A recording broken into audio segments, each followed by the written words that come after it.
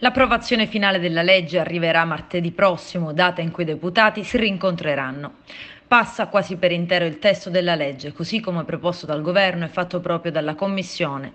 Slitta ancora il tempo in cui sarà possibile convocare le elezioni. Il disegno originario è stato modificato. Il Presidente della Regione potrà convocare le elezioni di secondo grado fra il 15 aprile e il 30 giugno e non nel mese di febbraio come inizialmente previsto. Il disegno di legge che è stato discusso a Sala d'Ercole prevede l'elezione di secondo livello da parte dei sindaci e dei consiglieri comunali degli organi dei liberi consorzi delle città metropolitane. Il sistema di voto sarà basato su una ponderazione dei voti sulla base della popolazione rappresentata dagli elettori. La discussione è stata blindata. Ogni riformulazione sostanziale che avesse indotto ad uno scostamento dalla legge del Rio avrebbe riportato la scure dell'impugnativa sulla legge per le ex province siciliane. Meglio rispettare la tregua firmata con Roma. Le modifiche al progetto di legge originario così sono state poche.